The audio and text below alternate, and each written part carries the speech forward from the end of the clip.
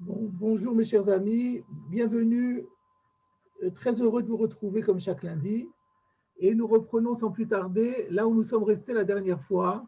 La dernière fois, nous sommes restés sur une question. Nous sommes dans Megillah, Daf Kaf Aleph Amud Bet. Le passage disait, rapportait l'enseignement qui disait que quand on fait la lecture de la Torah le lundi, le jeudi et le Shabbat après-midi, on doit lire à minima 10 versets, pas 9, mais 10. Et la Gemara avait demandé Ane Asara Kenegedmi. Pourquoi 10? Ces 10 versets correspondent à qui exactement ou à quoi? Donc il y a eu plusieurs avis. Il y avait Rabbi Shua ben Levi qui disait Asara Batlani, je vais à Knesset, les 10 personnes que l'on rémunère pour qu'ils soient toujours présents au Beth Knesset, donc c'est la notion de minyan.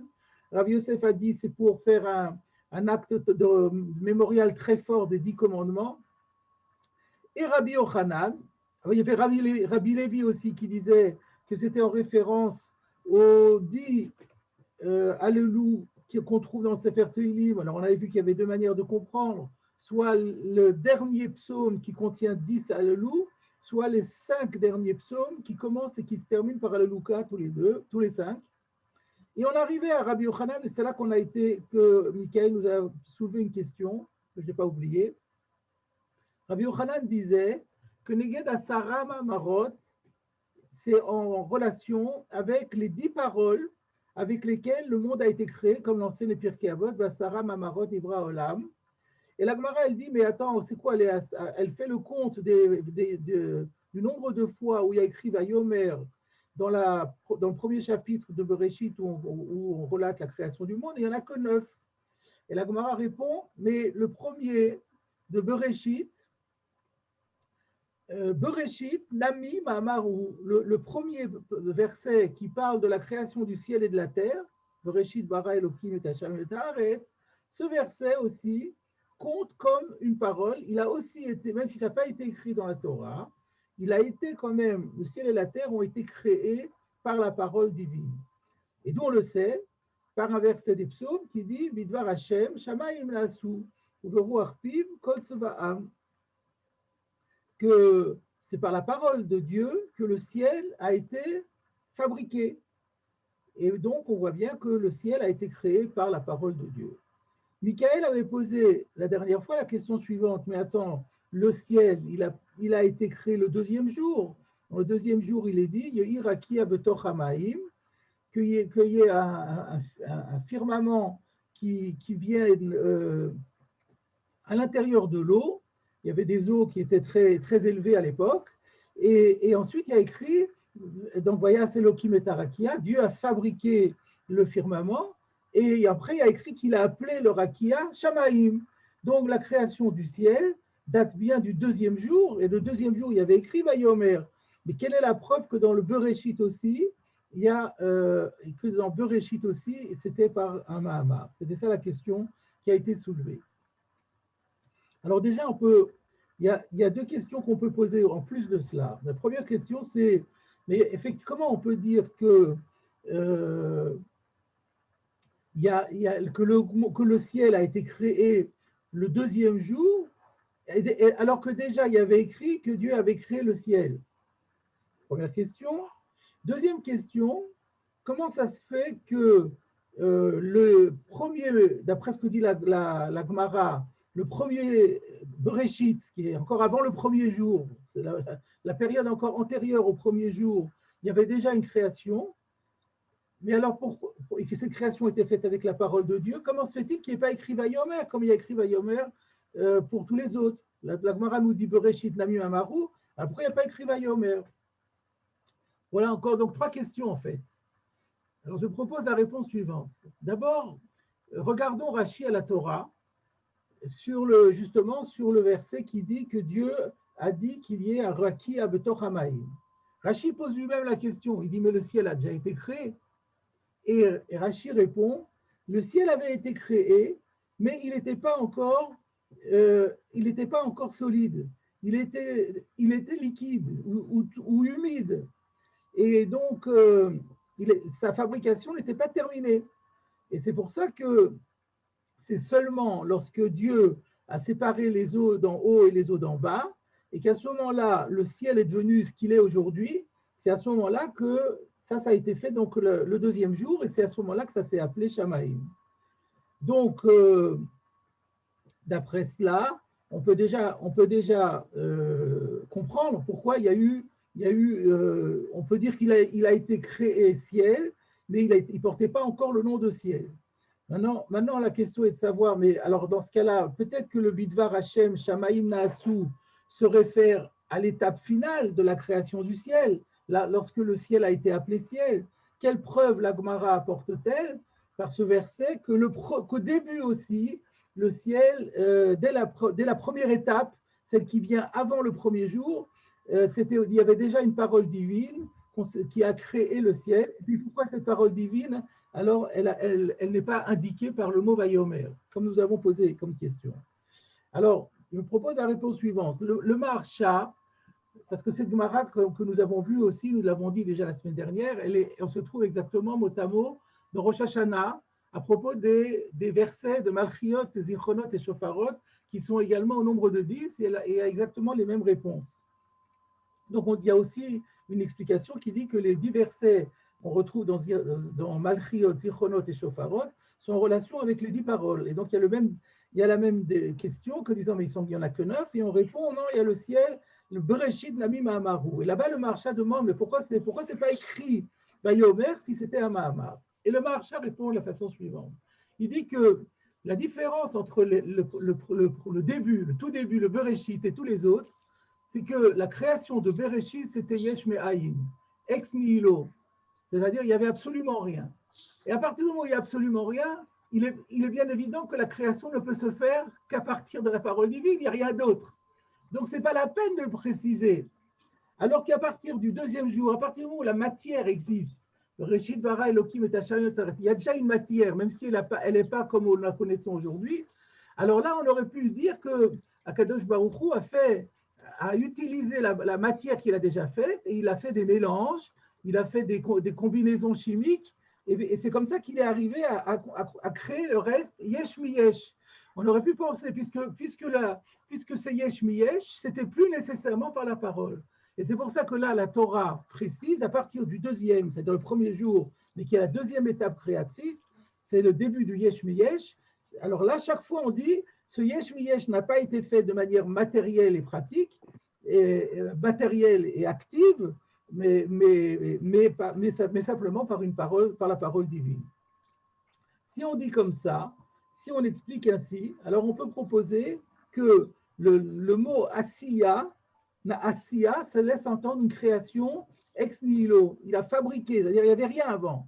Sinon ça ne s'appellerait pas asiya. Donc je propose comme réponse que puisque le verset parle de shamayim na'asu, le terme de asiya laisse entendre la toute première création à partir de rien. Et donc c'est la première étape. Et puisqu'il y a écrit que c'était Bidvar Hashem, donc on voit que c'était aussi par une parole divine. Voilà ce que je vous propose. Si quelqu'un va intervenir à ce stade, avec plaisir.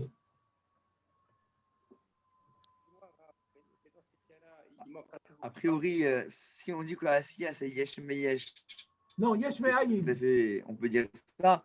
Mais comme vous l'avez remarqué, Yesh Me'ayin, oui, ça va bien.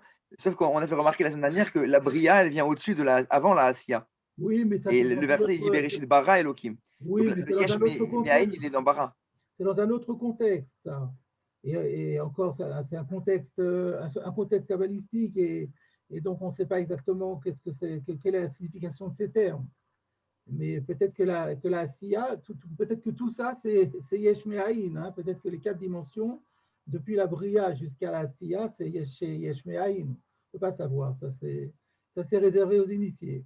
Mais on n'est pas obligé de parler dans un langage kabbalistique. On peut dire ici que dans le langage classique, basique, élémentaire, la Asiya laisse entendre qu'on est parti à partir de rien et qu'on a créé vraiment ce qui s'appelle le ciel. La première étape du ciel, c'est déjà la Asiya. Après, c'est simplement des arrangements, on assèche. Après, ce n'est que l'assèchement du ciel. Mais la Asiya laisse entendre qu'il n'y avait pas de ciel et qu'on a fabriqué un ciel. Voilà ce que je propose. et on va donc continuer la suite. Alors, nous avons un Tosfot là-dessus. Donc, on va commencer par l'étude du Tosfot. Le dernier Tosfot de la page, Kafalef Hamoudbet, En Portin, Measara Psukim, le Bet Knesset. Donc, on a vu cette règle qui disait qu'on n'a pas le droit de lire moins de 10 versets au Bet Knesset, sous-entendu le lundi, le jeudi et le Shabbat après-midi. Enfin, pas nécessairement, c'est-à-dire qu'il ne peut pas y avoir de lecture dans la Torah qui est inférieure à 10 versets. Tosfot demande, Vare Parshat Amalek, de l'Eka et la Tisha Psukim. Mais pourtant, à Purim, sous-entendu, quand nous lisons dans la Torah le matin de Purim, eh ben nous lisons la paracha de Amalek, c'est-à-dire le dernier paragraphe de la paracha de Shalach, qui traite de Vayavo Amalek, Vayilachem im Israël birfidim, la bataille qui a été livrée par Yoshua et qui s'est terminée par la victoire d'Israël contre Amalek. Mais là-bas, quand on fait le compte des versets, il n'y a que 9 versets. Donc, comment se fait-il qu'on n'est pas en contradiction avec cette règle qui paraît une règle générale? Voilà la question de Tosfot. Yeshloma. Tosfot répond de Sha'ani Parashat Amalek. La Parashat d'Amalek que nous lisons à Purim, c'est un cas particulier. Pourquoi? De Sidra de Yomahu ou Mafsik Inyana B.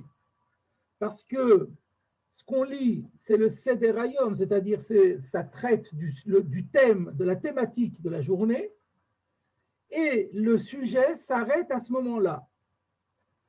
Ou Mishumachi en la couche. Pour cette raison, dans la mesure où on a lu quelque chose qui concerne la thématique du jour et que le sujet s'arrête là, au 9e verset, c'est pas grave s'il n'y a pas les 10 versets.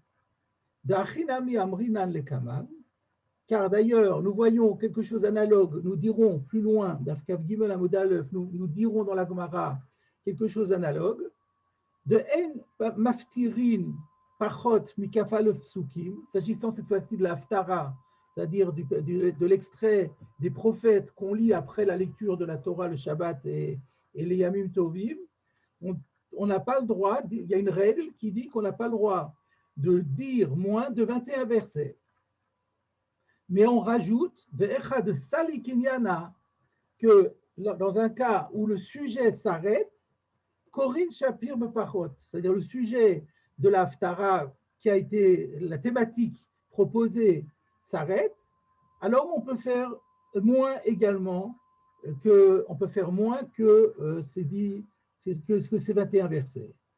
Donc c'est la raison aussi pour. Donc, de la même façon que dans la Haftara, lorsqu'il y a Sali Kinyana, lorsque le Inyan s'arrête, à ce moment-là, on peut faire moins que ce qui est prescrit habituellement. Et bien, c'est la même règle pour les versets de la Torah. En temps normal, c'est 10, mais si le sujet s'arrête avant, alors on peut faire moins que 10 et on peut faire 9. Les Maasé, pour la paracha d'Amalek, on répète le dernier pasouk. On a l'habitude, en tout cas, de répéter le dernier pasouk. On va en parler. C'est pas tous les usages. C'est une marloquette entre le Mochaber et le Roma. C'est donc toi, tu connais l'usage séfarade qui a évidemment adopté la position du Mochaber. Mais le Roma dit à Nachnu Noagim de ne faire que 9. Et on fait 9 et on fait même pas. On répète même pas. De toute façon, le fait de répéter un verset, c'est pas encore. Ça reste quand même une entorse à la règle. Parce que la règle, c'est de lire 10 versets différents et non pas de répéter un verset. Alors, ce que je voulais poser comme question dans l'introduction, c'est dans la mesure où dans la preuve de Tosfot, de l'Haftara, l'argument c'est Sali Kinyana. Le sujet s'arrête à ce moment-là. Quand le sujet s'arrête à moins de 21 versets, on peut s'arrêter.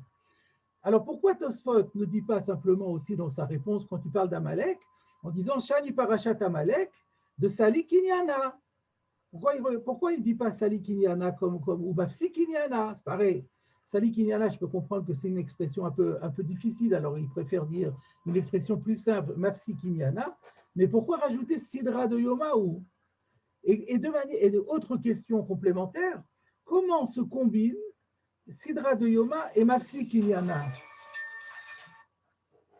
Comment est-ce qu'on arrive à combiner le Sali Kinyana avec le Sidra de Yoma? Alors, pour expliquer, peut-être parce que s'il y avait que... Pour clarifier cette explication, je vous propose de regarder le Rif puis le Ran. Parce qu'on va découvrir dans le Rif qu'en réalité, la question de Tosfot, elle est déjà posée par le Talmud Yerushalmi.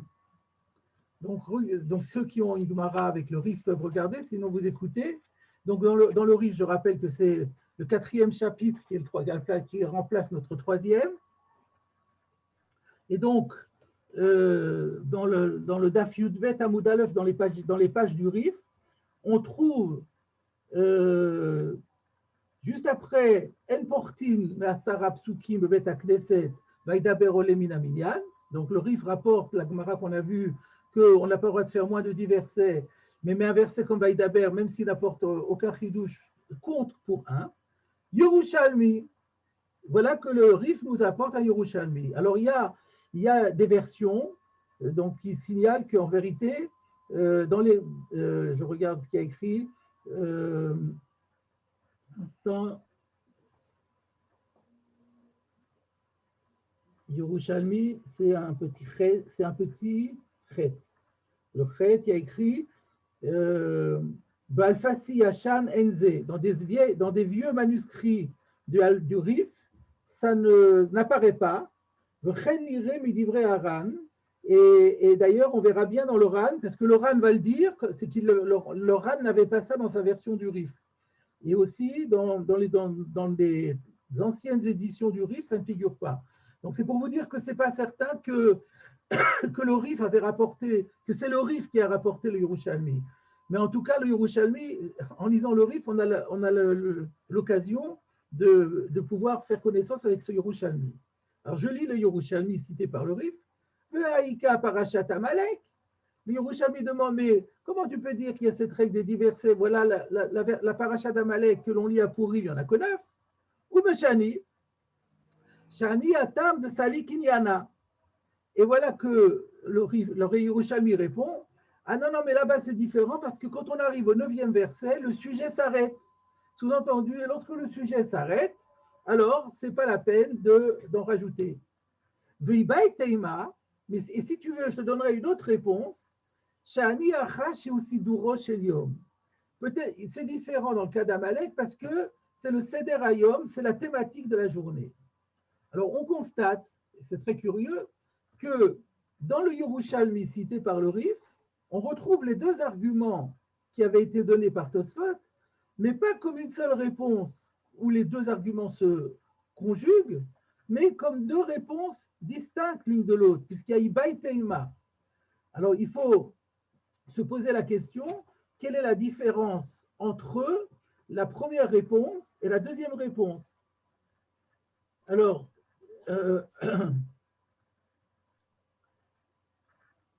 donc, prenons peut-être la deuxième réponse. Sha'ani achash siduro sheliom. Ça veut dire quoi? Ça veut dire que d'habitude, quand on dit 10 versets, tous les 10 versets font partie de la thématique de la journée. Donc, puisque tous les 10 versets font partie de la thématique de la journée, il faut lire tous les 10 versets. Mais comme ici, il n'y a que 9 versets qui font partie de la thématique de la journée, alors on s'arrête à la thématique de la journée. Et ça, c'est si je dis Siduro Sheliom. Et maintenant, si je dis simplement Sali Kinyana, ça laisserait entendre que d'après la première réponse, même si la suite serait encore dans le Seder Hayom, du moment qu'on a fini un Inyan, ça pourrait s'arrêter. Donc, voilà ce qui semble. Donc, il y a une nafkamina entre les deux réponses. Première réponse, le Inyan sur lequel on était, il prend fin. Donc, s'il prend fin, on peut s'arrêter avant. Mais maintenant, autre réponse, non, si c'était un autre, le même Inyan qui continuait, c'est-à-dire pas le même Inyan, mais dans le Seder Hayom, un autre Inyan, mais le Inyan Boto Seder, alors là, il aurait fallu continuer. Mais comme ici, le Sidur Hayom s'arrête, alors là, on doit s'arrêter. Maintenant, je vous propose de regarder le Ran. Regardez le commentaire du Ran. Donc, Vim Tomar, Raïka Parashat Amalek, de Karinan Bepurim, de Enanela Tisha Psukim. On voit bien que le Ran n'avait pas cette question dans le Rif, parce que le Ran commente le Rif. Si le Rif avait déjà posé la question avec les Yerushalmi, il n'aurait pas posé sa question à lui-même. Donc, ça prouve que le Ran n'avait pas cette version dans le Rif. Bref, il pose une question, il dit, mais pourtant, il y a la Parashat d'Amalek que nous lisons à Purim, dans laquelle il n'y a que 9 versets, et donc c'est contraire à la règle. Et le Ran soulève une nouvelle question qu'on n'avait pas vue dans Tosfot. V'chen b'ma amadot. Vous savez ce que c'est que les Mahamadot? On en parle dans la Sechet Ta'anit. C'est qu'il y avait des groupes qui étaient solidaires.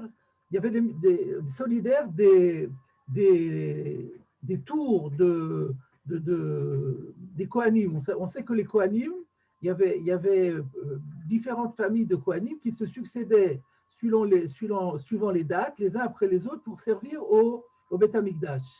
Les Mishmarot. Pardon? C'est pas les Mishmarot? Les Mishmarot, c'est ça. On appelle ça les Mishmarot, des tours de garde. Voilà. Finalement. Et donc, il y avait une solidarité avec les tours de garde. Et il y avait à chaque fois qu'il y avait un nouveau tour de garde, il y avait tout un cérémonial de prière et de lecture de la Torah dans les différentes communautés. Je ne rentre pas dans les détails. Et donc, il y a un seder pour le lundi, pour le mardi, pour le mercredi, puisque les Mishmarot on relevait le tour de garde chaque fois en fin de semaine, le Shabbat, en même temps que le Lechem Apanim. Donc, on avait toute une semaine, le dimanche, le lundi, etc. Donc, le premier jour, le dimanche, qu'est-ce qu'il y a? Alors, je lis le Ran, de Mamadot, Bereshit, Behirokia. Donc, le dimanche, on lisait le premier paragraphe qui commence par Bereshit, et aussi le deuxième paragraphe qui commence par Yehirakia. Ensuite, Yehirakia, Veikavu Amaim. Le lundi, on lisait Yehirakia, et ensuite Yikavu Amaim. She'enan et Lashmone Psukim. Mais quand on fait le compte, il n'y a même pas 9, il y en a 8. Alors, effectivement, dans Bereshit, le premier paragraphe, il y a 5 versets. Dans Yehirakia, il y a 3 versets. 5 et 3, ça fait 8. Le lundi, Yehirakia, c'est 3. Yikavu Amaim, c'est 5. Donc, on a 8. Alors, donc, il y a deux questions. Il y a Purim, où on fait 9. Et il y a les Mahamadot, où on fait 8. Comment ça se fait? Yeshlomar, réponse. Il lisait dans le Sefer Torah? Dans le Sefer Torah, c'est quoi cette lecture? Oui, une lecture publique dans le Sefer Torah, tout à fait. Ah, dans le Sefer Torah, d'accord. Yeshlomar, de Atam Sha'ani. Réponse du Ran, là-bas, donc Purim et les Mahamadot, c'est différent. De Sali Kinyana, Vehainu Sidro Sheliom. Vous voyez, comme Tosfot, il conjugue les deux arguments. D'une part, le Inyan s'arrête, et en plus, c'est la thématique du jour. Ve'eno bedin sheyikreu bema she'eno seder hayom kedei le'ashlim 10 psukim. Donc, il ne serait pas logique que l'on lise encore quelque chose d'autre, mais qui n'appartient pas à la thématique du jour, qu'on fasse ça uniquement pour compléter les 10 versets. Que d'Amrinan le Kaman, et c'est un peu comme on va dire plus loin, à Maftir Benavi, quand on fait l'Aftara dans un prophète, Loïfrot Mikaf Alef Sukim, on n'a pas le droit de faire moins que 21 versets. Vakshinan, on pose la question, Vehaïka Olotechem Sefu Alzivrechem. Voilà que quand on lit la prophétie qui se trouve dans Jérémie chapitre 7, verset 21, on ne lit pas les 21 psukim, et on répond Shani Atam de Sali Kinyana. C'est différent là-bas parce que le sujet s'arrête. Vachi Ita Birushalmi, et voilà, et le Ran finit par dire, et d'ailleurs c'est ce qui est marqué dans l'Yerushalmi. Alors visiblement, le Ran, et nous-mêmes d'ailleurs, nous n'avons pas dans le Yerushalmi le Ibaï Teima qui figurait dans la version rapportée ici dans le Rif. Donc, on a compris la question, on a compris grâce au Ran la phrase qui est importante dans le Ran, Eno bedin sheyikreu bema she'eno seder hayom kedei lashlim asara. C'est-à-dire, on a besoin des deux conditions ici. On avait demandé comment ça se conjugue, que c'est Seder Hayom et Sali Kinyana. Parce qu'on ne peut pas simplement dire Sali Kinyana, le Inyan termine. Ce n'est pas grave, prends le Inyan suivant. Alors, réponse, non, parce que le Inyan suivant, il n'est pas non plus, il n'est pas dans le Seder Hayom.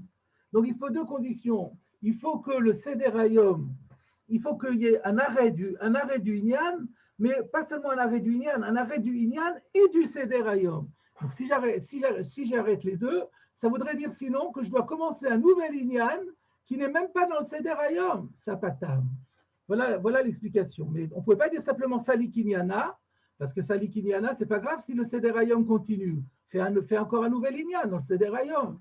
Et donc, il fallait parler de la notion de Seder Hayom pour justifier que quand Sali Kinyana, on s'arrête. Voilà le pshat dans Tosfot. Plus grave, on peut constater que le Tosfot, il inverse par rapport à l'ordre de la réponse dans le Yerushalmi. Que le Tosfot, il commence par le Sidur Inyana et il conclut par Sali Kinyana et après Seder Hayom. Dans le Tosfot, dans le Yerushalmi, c'est marqué d'abord. C'est l'inverse, il me semble. Ça n'a aucune importance parce que je préfère presque Tosfot, c'est presque plus cohérent. D'abord, on dit c'est le Seder Hayom et le Seder Hayom s'arrête là. Donc, c'est dans l'exposé chronologique des choses, on commence par dire là, on lit dans un Seder Hayom. Deuxièmement, le Seder Hayom s'arrête là. Sous-entendu, donc si tu continues, tu n'es plus dans le Seder Hayom. Donc on s'arrête là. Sinon, D'accord. Donc, tu peux dire, c'est quand tu poses deux conditions, tu peux les poser dans l'ordre que tu veux, ça ne change pas. C'était peut-être plus simple. Il y avait pas peut-être il y a peut-être une réponse beaucoup plus simple que ce que Tosfot propose. C'est que le Inyan, le Ikar. Alors, laissez-moi exposer, je n'ai pas fini. D'abord, oui. moi jusqu'à présent, j'ai exposé le Tosfot. Si quelqu'un a une question sur Tosfot, je veux bien un commentaire, mais pas autre chose. Donc, j'ai expliqué le Tosfot grâce à l'éclairage du RAN. Voilà. Maintenant, je voulais vous citer. Pardon ? J'ai une question, mais je ne suis pas sûr que ce soit une question. Ah, voyons. Juste, j'ai l'impression, mais je ne suis pas assez baki, pour dire qu'il y a d'autres endroits où il n'y a pas de dipsukim. Comme par exemple, je ne sais pas, peut-être à Sukkot, quand on lit, non, il y a dipsukim, parce qu'il me semble qu'on répète. Toujours dipsukim. Alors, ok, alors je ne suis pas baki, ça prouve bien. Voilà. Merci. La seule chose que vous pouvez dire, c'est qu'on lit plusieurs, c'est-à-dire on prend peut-être, on relit le même verset plusieurs fois. Voilà. Et d'après ce que vous avez dit tout à l'heure, si la takala, c'est de faire 10 différents. Oui, mais c'est pas le minag, ça dépend des minagim. Ça dépend des minagim, ou par exemple, prenons, vous avez parlé de Sukkot.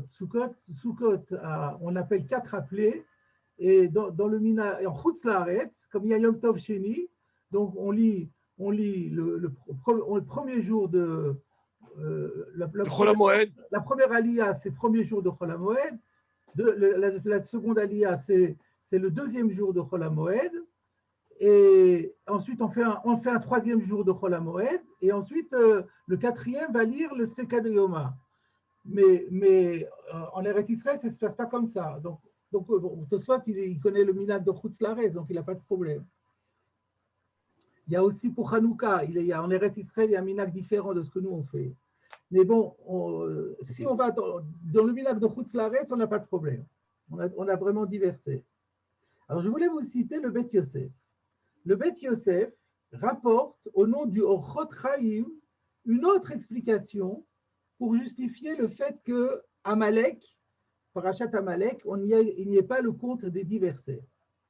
Voilà ce que dit le Orchot Chaim. Mipnei she'amar HaKadosh Baruch Hu.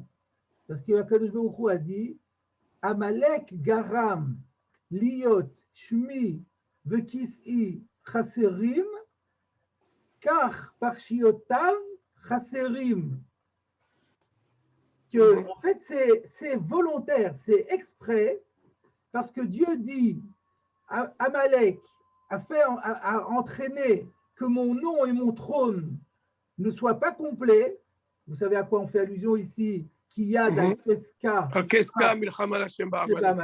dernier verset de la Parashat Amalek, où on dit que Dieu a juré que son nom ne serait pas complet. c'est pour ça qu'il y a écrit K et pas Yud Kei Vav Kei, seulement les deux premières lettres du tétragramme. Et il y a écrit Kes au lieu de Kissé. Donc Dieu a dit que ni son nom, ni son trône ne retrouveront leur complétude que lorsqu'on en aura fini avec Amalek. Donc finalement, Amalek est responsable du fait que, il est responsable involontaire, mais en tout cas, il est responsable du fait que le nom de Dieu, que le trône de Dieu, jusqu'aujourd'hui ne sont pas complets. Et ben, en représailles, les parachiotes qui traitent de lui seront aussi incomplètes par rapport au compte habituel des versets qui est requis. Ça, c'est ce que dit le Chotraïm. Et il continue en disant, ou Birushalmi Ka'amar. Il y a d'ailleurs un Yerushalmi. Alors ici, un Yerushalmi qui n'est pas nous, le Yerushalmi que nous avions nous, et qui dit, Ruasa Maase Kitua, Kar Parashato Ketua. Il a, le Amalek, il a fait une action de coupe, il a coupé. Alors nous aussi, sa paracha, elle est coupée. Alors, à quoi on fait allusion quand on dit qu'il a fait une action de couper? Le Pri Megadim dans exactement, le Pri Megadim dans les Mishbetzot il explique que Amalek quitta Milot Israël, qu'on fait allusion au fait qu'il a sectionné les membres des Béné Israël, comme on l'explique sur le verset Vayezanev Becha Kolanecheshalim Acharecha. Voilà. Par contre, le Aruch HaShulchan, dans le Siman Kuf Lametet, il explique que quand ce Yerushalmi qui dit que Vassam Asekitua, ça veut dire que Aman et Amalek ont voulu le Katea Koach Israël. Ils se sont attaqués à Israël, ils ont voulu anéantir Israël, ils ont voulu sectionner la force d'Israël. Et par contre, le Aruch HaShulchan, de l'homme à Tzati Terudze Yerushalmi, il a dit, mais je m'étonne parce que moi, dans l'Yerushalmi, je n'ai pas trouvé ce que le Chotraïm cite au nom du Yerushalmi. Bon, c'est des problèmes de version dans l'Yerushalmi. Donc, en résumé, la question de Tosfot, en fait, elle est posée par le Yerushalmi. Curieusement, on dirait que Tosfot n'avait pas ce Yerushalmi. Et il y a deux versions, il y a deux traditions complètement différentes de la réponse qui est proposée par le Yerushalmi. Une réponse, c'est celle que nous avons vue dans le RAN, et qui a le mérite de répondre aussi pour les Mahamadot.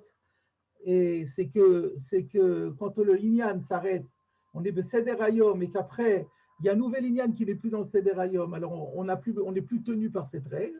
Et alors, il y a un autre Yerushalmi pas connu, qui ne répondra pas au Mahamadot, mais qui est que c'est une mesure de représailles particulière pour Amalek, c'est bien fait pour lui. Il a voulu nous couper, et ben c'est lui qui se fait couper. Pourquoi on ne comprendrait pas Maaseh Kitoua, comme il a compris le Beth Yosef au nom du Chotraïm, il a coupé le nom d'Akadosh Baruch Hu en deux? Oui, bon, ça a été dit déjà, ça aussi.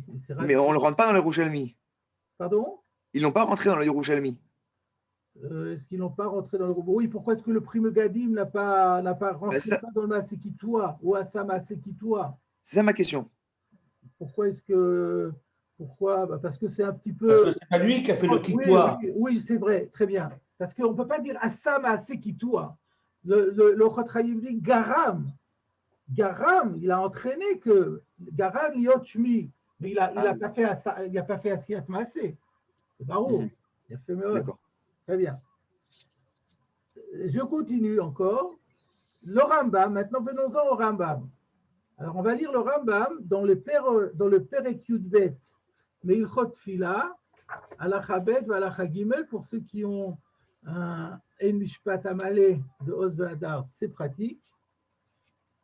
Donc je prends Ilchot Tefila, voilà, Brachot, Mila. Ilchot Tefila, un instant, Sefer Torah, voilà, c'était, où est-ce que c'est? J'ai dit Perek Halacha Bet et Halacha Gimel, de quel Perek? Perek Yudbet. Perek Yudbet, voilà, Halacha Bet. ואלו אל הימים שקוראים בהם בתורה בציבור, בשבתות, במועדים, בראשי חודשים, בתעניות, בחנוכה ובפורים, ובשני וחמישי, שבכל שבוע ושבוע. ואין מפטירין בנביאים, אלא בשבתות, וימים טובים, ותשעה באב בלבד. אוקיי? Donc, il a mentionné Hanouka et Purim.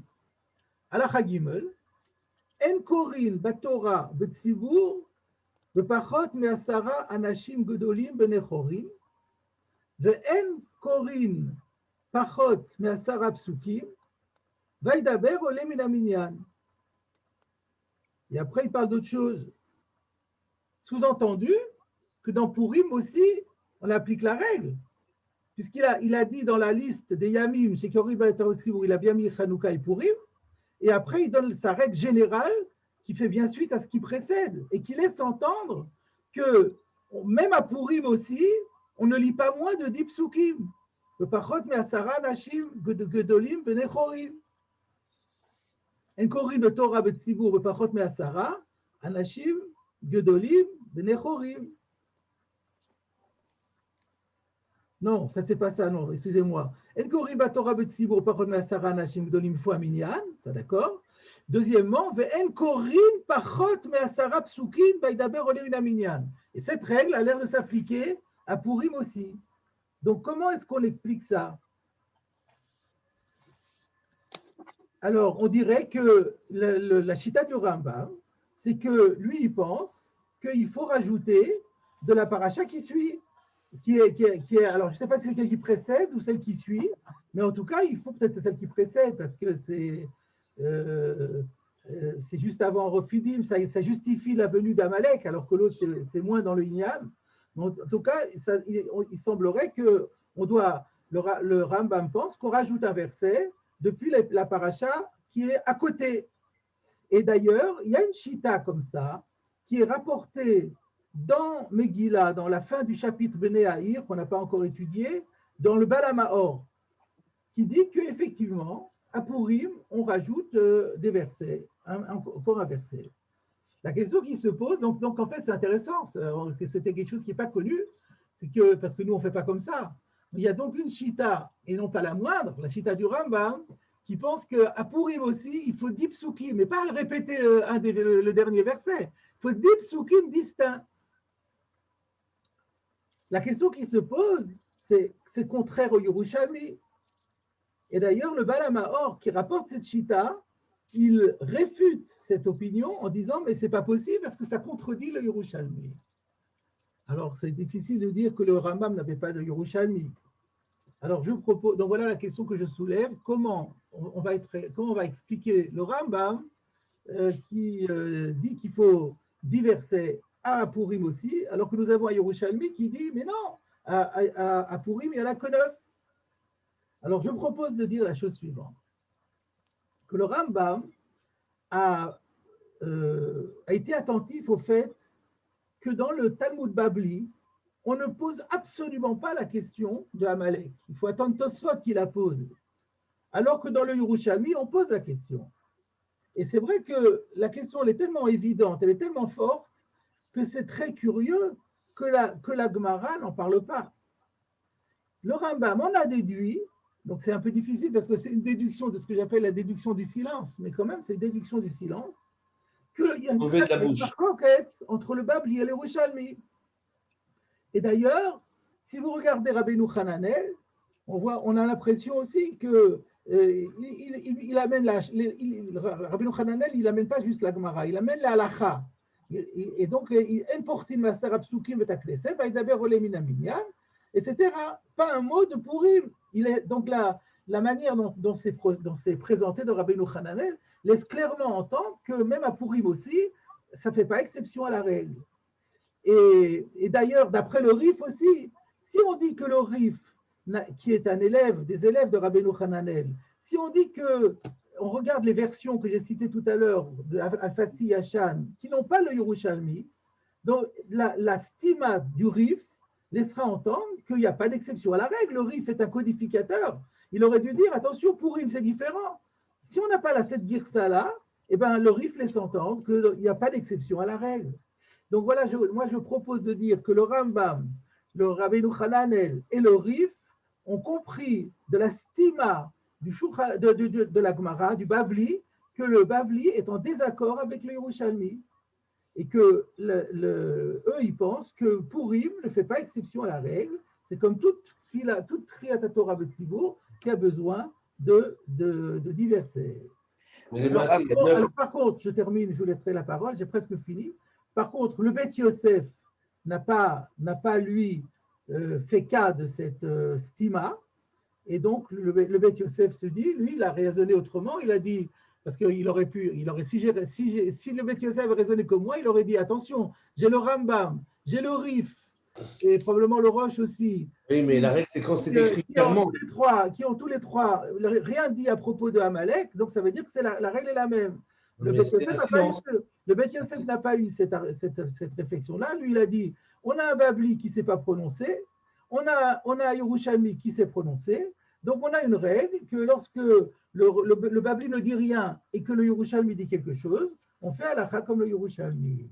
Oui, vous avez souvent fait remarquer que le Mechaber, il tranche pas en fonction de certaines déductions, mais ce qui est écrit clairement. Il a des Rishonim qui expriment clairement la chose, il les prend, c'est tout. C'est ça aussi, tout à fait. Comme on a vu le Tosfot, on a vu le Ran, donc du coup, il est porté comme ça. Alors ça, je voulais faire Attendez, je termine, après je vous laisse tous parler, je termine ce que j'avais à dire. Donc, je vous ai dit que le Shulchan Aruch est possèque comme le Yerushalmi, c'est-à-dire qu'on ne rajoute pas un verset, un 10e verset. Par contre, il a dit que le minag, il rajoute que le minag, donc dans le siman qui parle de ce din-là, que le minag, c'est dans les dinim de Purim, De répéter. l'irpol pasuk acharon, De répéter, oui. c'est dans le siman Tavrei Sadi Gimel. Kedei le ashlim, Minera Sarah. la Sarah Psukim. Donc il dit, donc le Shulchan Aruch dit minadin, on ne lit que 9 versets. C'est le din, mais le minag, il y a une coutume séfarade qui s'est instaurée de redoubler le dernier verset de manière à quand même compléter et avoir le nombre des Yud Psukim. Et le Roma dit, non, nous on n'a pas ce minag là, on fait 9 et puis c'est tout. Voilà, comme ça vous avez une image complète de tout le... Une vue générale. Alors je vous écoute. Oui, juste je voulais vous demander, à part le fait que vous avez dit que la déduction d'un silence elle est toujours problématique, mais à part ça, comme faiblesse, c'est que, comme vous avez dit, ce sont des codificateurs. Et en tant que codificateurs, ok, ils n'ont pas la question, ils pensent qu'il faut faire 10 psukim, alors qu'ils les disent, puisque la paracha n'en contient que 9. Donc, lequel 10e je vais mettre? Au moins qu'ils le disent. Ça n'a pas d'importance. Ça, c'est au choix de chacun. Ça n'a aucune importance. Il faut diverser. Il n'y a pas de règle. D'ailleurs, on va voir par la suite encore qu'il n'y avait pas de... Pendant très longtemps, nous aujourd'hui, on a l'habitude, on a des sidourim où il y a écrit exactement ce qu'il faut lire. Ce n'était pas comme ça avant. Avant, on était libre. Le lecteur, il était libre de choisir. La paracha Amalek, elle n'est pas libre. Alors, pour Amalek, non, parce qu'il faut mettre le Sederayom. Mais à part ça, la règle de Dipsukim, après, il prend un souk n'importe lequel, qui le colle. Voilà, c'est ça. La seule question qu'il se pose, c'est que comme on n'a pas le droit, ça on verra plus loin encore, mais on connaît ce din, nous, qu'on n'a pas le droit de commencer un verset qui est moins de 3 psukim d'une paracha. Donc, en fait, on était obligé d'en faire au moins 3 en plus. Parce que sinon, on n'a pas le droit de terminer juste le verset qui précède. Comment c'est écrit? Qu'ils avaient dit que Aïm Hashem Beneinu Olo, quelque chose comme ça. Aïs Hashem Aïm. Hein? Aïs Hashem Betochenu Im Aïn. Aïm Hashem Betochenu Im Aïn, bravo. Ça, on ne peut pas commencer par ce verset-là parce que c'est trop proche de la paracha. Il faudra commencer au moins à 2 psukim au plus. Oui. D'accord. Mais donc, il n'y a pas à codifier ça. Ça n'est pas codifié. C'est au libre choix de chacun. Bekirbenu, pas Betochenu. Bekirbenu. C'est Bekirbenu. Ayesh Hashem Bekirbenu Im Aïn. Benu Im Aïn. Et juste une dernière chose, je reviens sur une explication que vous avez donnée du Yerushalmi qui dit que, en fait, on est en train de punir, entre guillemets, Amalek, en lui coupant sa paracha, mais je ne comprends pas très bien, on ne punit pas. On ne vous voit pas, on ne vous voit pas. Laissez parler, s'il vous plaît. Laissez parler. On punit celui qui va monter, parce que c'est lui qui va avoir un passouk en moins. Quelle est la punition ici? Qu'est-ce qu'on veut faire exactement? Ah. Qu'est-ce qu'on veut indiquer? Parce que Dans les parachiotes, il me semble que j'avais eu une idée quand j'avais eu la lacha. Il me semble que les 3 psukim, c'est un peu kavod pour la personne qui monte d'avoir un minimum de psukim. Mais là, c'est aura les 3 on est en train de psukim. punir. Il aura les 3 psukim. 3, 3, 3, ça fait 9. Chacun aura les 3. On n'a pas puni. Au niveau du nombre des gens, les gens ne sont pas plus pénalisés que d'habitude. Ah oui, mais alors, c'est quoi Mais par contre, le symbole est très fort, c'est que tout le monde dit, voilà, parce que c'est Amalek, toujours on lit 10 psukim, mais là, comme c'est Amalek, on n'en lira que 9. C'est bien fait pour lui. D'accord, ok. Juste, je voulais juste voir par rapport au pourquoi le Rambam il a tranché. Vous avez expliqué de la stima de la Gemara, mais la question que vous avez posée, que normalement on n'est pas possèque, enfin on dit pas que le Bavli il est cholek sur le Yerushalmi d'une stima. Et ça on n'a pas répondu pour le Rambam. Vous avez dit ça pour le Bet Yosef. Non, si, parce que quand est-ce que... Oui, c'est vrai, je suis d'accord, je ne l'ai pas explicité, donc je complète ce que j'ai dit.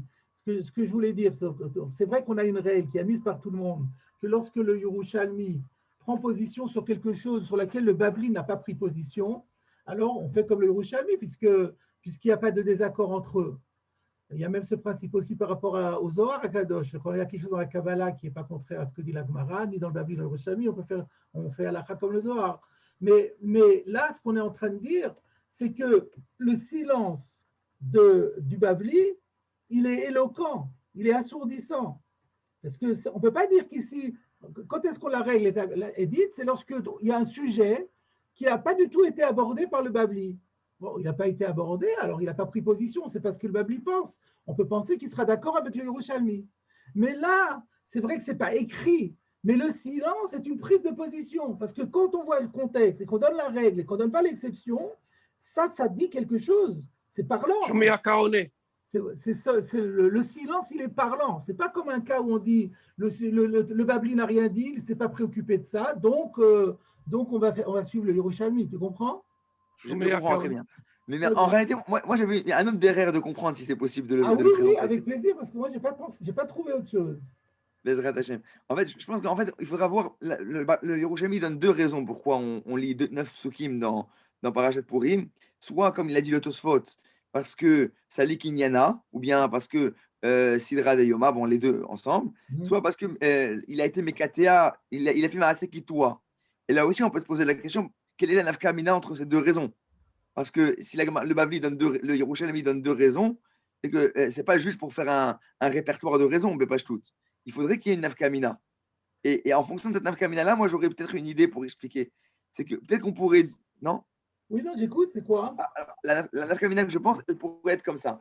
Si on dit, comme la raison que Tosfot a ramenée, alors c'est vrai qu'on doit lire 9 psukim, et on s'arrête au 9e pasouk, parce que ça lit Kinyana, ou parce que Sidra de Yoma, ça s'arrête là. Mais si on dit Maaseh Kitoua, on ne parle pas de celui qui monte. On parle que la paracha de Amalek, elle a 9 psukim. Inachim, elle a 9 psukim. Akadosh Baruch Hu aurait pu faire un 10e pasouk dans Amalek et il a arrêté à 9. Mais ce n'est pas par rapport uniquement au lecteur. Le lecteur, il lira 10. Mais la paracha elle-même, elle doit avoir 9 psukim.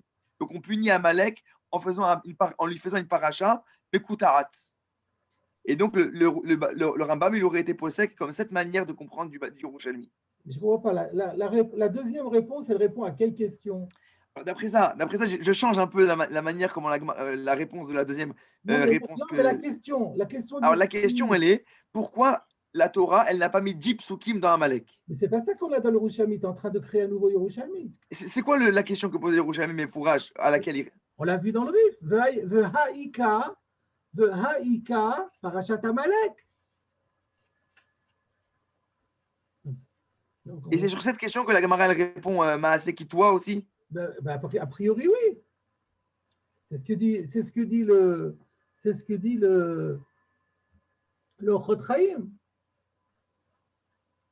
À moins que, parce que le Bet Yosef, en tout cas, c'est comme ça que le Bet Yosef, parce que sinon le Bet Yosef rapporte le Chotraïm comme raison pour laquelle nous, à Purim, nous lisons le verset. On n'est pas en train de demander pourquoi est-ce que la Torah elle a mis que 9 versets. D'ailleurs, la question, ce n'est pas une question. On ne pose jamais des questions comme ça. Et pourquoi dans la Menorah, il y a 3 psukim, mais on ne pose jamais des questions pareilles. Il n'y a pas de règle que les parachiotes doivent avoir 10 psukim. Il y a une règle que nous, quand on lit la Torah, on doit lire des psukim. Donc la question sur la Torah, non, mais ça ne changerait pas parce que, en fait, en réalité, d'après ce que je suis en train de dire, ça peut répondre aussi à cette question. Pourquoi? Juste, il faut rajouter que, finalement, d'après le Rambam, il faudra rajouter un passouk supplémentaire. Donc, on va lire 10 psukim. Et on va lire 10 psukim avec un passouk supplémentaire. Donc la question, elle se pose. Nous, qu'est-ce qu'on aurait fait? Le mieux, ça aurait été de dire 10 psukim dans Amalek. Et la Gemara, elle demande, elle dit pourquoi on a besoin de faire appel à un autre passouk qui n'est pas Minyana de Amalek? Et c'est ça qu'elle demande, la Gemara. Elle pourrait demander ça. Pourquoi il y a Amalek où il n'y a pas 10 psukim? Et pour lire les 10 psukim, on a besoin d'un autre passouk qui n'est pas Minyana de Amalek. Alors la question elle se pose, elle dit pourquoi la Torah elle n'a pas fait 10 psukim dans Amalek et on aurait lu les 10 psukim que dans Amalek? Enfin, le din de Importin, ce n'est pas un din d'Oraïta, c'est un din, c'est Takanat Rachamim. Alors tu vas te demander pourquoi la Torah elle a pas. Alors si on dit ça, vous avez raison, mais si on dit ça, c'est quoi la réponse du Yerushalmi? C'est qui toi? On n'a pas été Mekatea à Amalek parce qu'en soi, il n'y a pas un din de dire 10 psukim.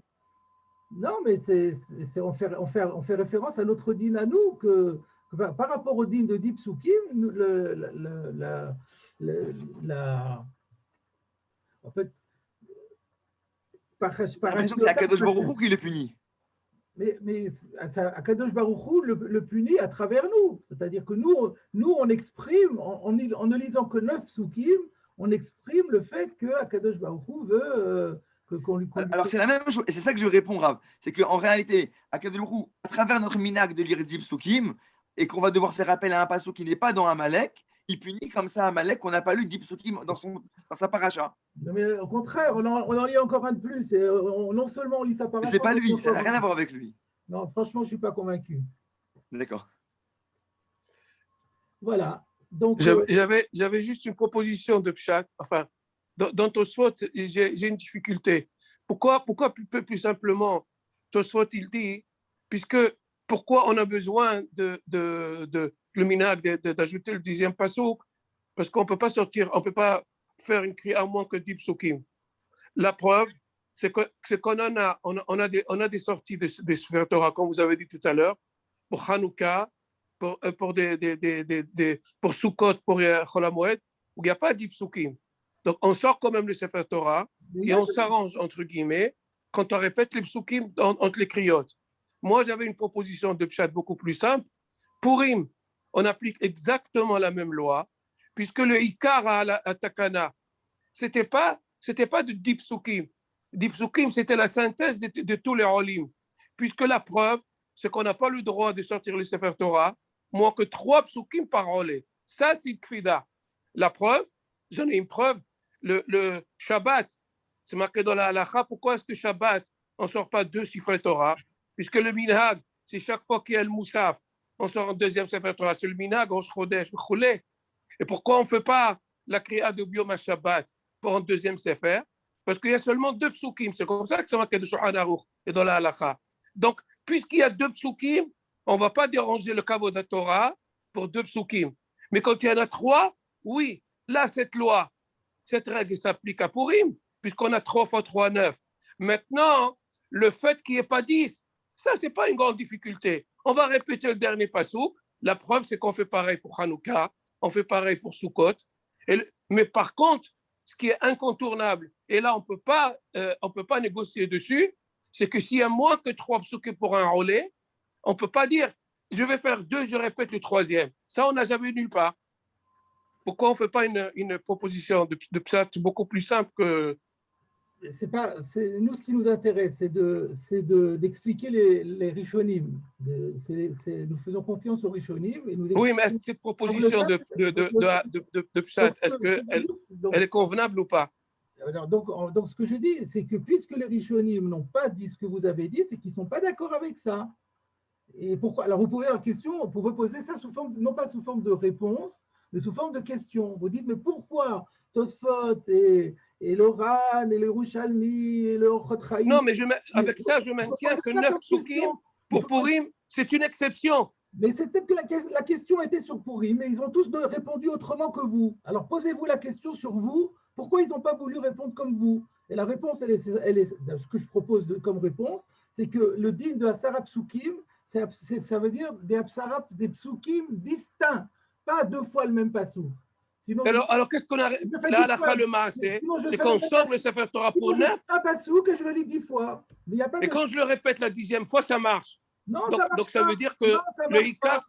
Ça ne marche pas du tout. C'est simplement un minag qui a été instauré, mais qui n'a été dit par aucun Rishon. Aucun Rishon n'est d'accord avec ça. C'est juste une sorte de minag qui a été fait pour avoir un zecher. C'est tout. Mais finalement, finalement, ça a été retenu qu'on pouvait sortir le Sefer Torah pour 9 psukim, pas pour 10.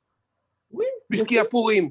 Mais oui. Alors, on est obligé de donner plusieurs psatim, plusieurs réponses. Mais vous voyez à la le maasé, même si on ne répète pas, comme vous avez dit, le Rama dit que ce n'est peut-être pas nécessaire, vous voyez qu'à la le maasé, on peut déranger le Sefer Torah quand il y a 9 psukim, mais on ne peut pas déranger la Torah quand il y a 2 psukim. La preuve, c'est de Shabbat. Et alors? Ouais, donc, c'est pour ça qu'on a autorisé à Purim. Je ne comprends pas. Je n'ai pas du tout compris, mais bon, ce n'est pas grave. Bon, c'est vrai qu'on arrive à la fin. À partir du moment qu'il y a le minimum pour chacun des Olim, on peut sortir le Sefer Torah. Maintenant, le package, le minyan des psukim, il n'y a pas 10.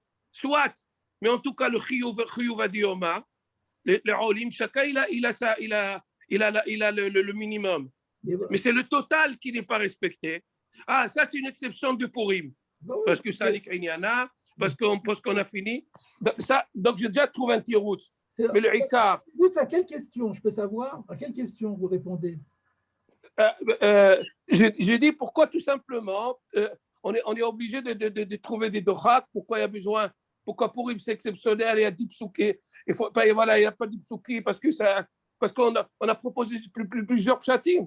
Alors, j'ai dit, le plus simple, c'est que si on a sorti le Sefer Torah à Purim pour 9 psukim, c'est qu'on est dans les normes de la halakha. Maintenant, il n'y a pas le total.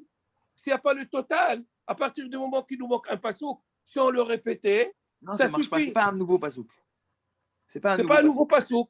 J'ai une question. Ouais, vas-y, Samy. J'ai une question. Est-ce que dans la Kriyat de Rosh Chodesh, le fait que chez Ini, on répète 2 fois le même verset, ça vient de cette discussion qu'on a? Est-ce que ça vient de ce. Oui, parce qu'on n'a pas le quorum, on n'a pas le total. Ouais, non, moi, je les ai comptés. Dans la deuxième montée, il n'y a que 2 versets. Non, c'est pour une autre raison, mais on en parlera, je crois, plus tard. Parce que c'est une autre. On en parlera bientôt d'ailleurs. C'est dans le lien, mais c'est pas lié au nombre de versets, parce que si tu fais le nombre de versets qu'on fait à Rosh Chodesh, il y a nos 10 versets. On les a les 10 versets. Oui. Mais c'est le problème et les différences. C'est à ce à quoi j'ai fait allusion tout à l'heure, c'est qu'on peut pas s'arrêter n'importe où. C'est ça le problème. Ça, l'Ikiniana. Ouais. Et donc, il faut pas être à moins de 3 psukim d'une paracha, ni avant ni après. Donc, c'est ça qui bloque et c'est ça qui fait qu'on est obligé de relire un pasouk. Sinon, on s'arrêterait à un endroit où on n'a pas le droit de s'arrêter. Mais on en parlera ultérieurement. Bon. Je n'ai pas vraiment bien compris comment vous avez rejeté ma preuve, excusez-moi de revenir dessus, sur la nafkamina mekutaim, parce que sinon se repose la question. Quelle est la nafkamina dans le Yerushalmi entre les deux raisons qu'elle donne? Il faut répondre aussi à cette question. Premièrement, le point de départ est faux. Il n'y a pas un Yerushalmi qui pose une question et qui donne 2 réponses. Je ne crois pas. Il y a 2 versions dans le Yerushalmi. Il y a une version, semble-t-il, mais c'est très curieux parce qu'on ne sait pas. Nous, tous ceux qui ont le Yerushalmi, c'est celui qui est rapporté par le Ran. Celui-là, tout le monde l'a. Et par contre, le Katoua, il n'y a que le Ochot Chaim qui l'apporte. Alors, il n'est pas dans toutes les versions, ça veut dire? Non, le Aruch HaShulchan, il dit, je suis désolé, je ne connais pas ce Yerushalmi, il n'y est pas. Alors déjà, on parle un peu en l'air. Oui, il faut voir le texte, c'est vrai. Il faut voir le texte. Et donc, voilà, c'est pour ça. Alors, Bezrat Hashem, je vais essayer de voir le texte et ça ne vous dérangerait pas grave qu'on y revienne. Vous voulez que je vous appelle dans la semaine peut-être? Au contraire, c'est un plaisir, avec grand